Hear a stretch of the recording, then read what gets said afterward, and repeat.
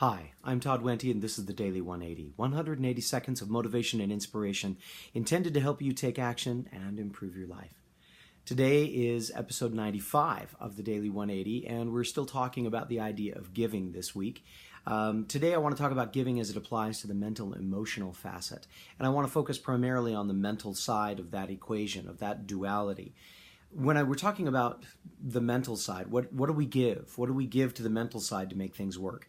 And it comes back to something that may sound like a little bit of a refrain based on some of the things we've talked about before, especially based on what we talked about with the physical facet, and that is give it time.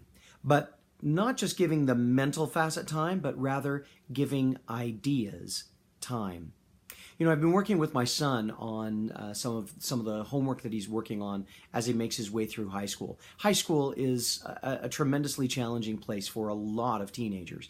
It was for me for various reasons, and it is for my son, and it is for many children as they go through this process. I'm sorry, not children, young adults. How about that? Teenagers and young adults as they go through this process.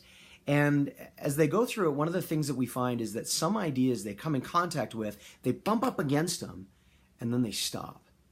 And if the ideas don't make sense immediately, they equate that to meaning that they are not smart, or that they're not going to get it, or that there's no use to the information.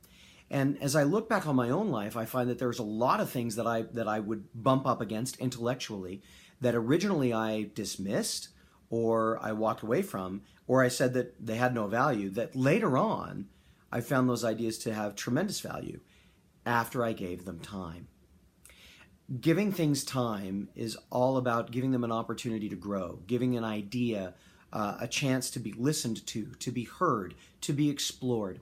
One of the greatest ways that I've ever found to do that is working with my journal and writing in a journal. You know, when you write something down, I've always said this in classes that I've taught, when you write something down, you physically take an action of taking a stand, of exploring the concept or the ideas, and then you can take a look at it and you can say, wow, maybe I don't believe that at all, or maybe that's exactly what I think.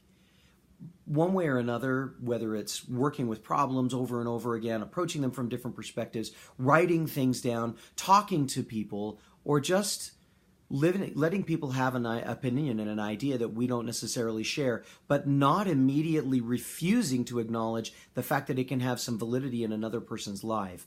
Giving ideas time can be a powerful, powerful thing for our lives.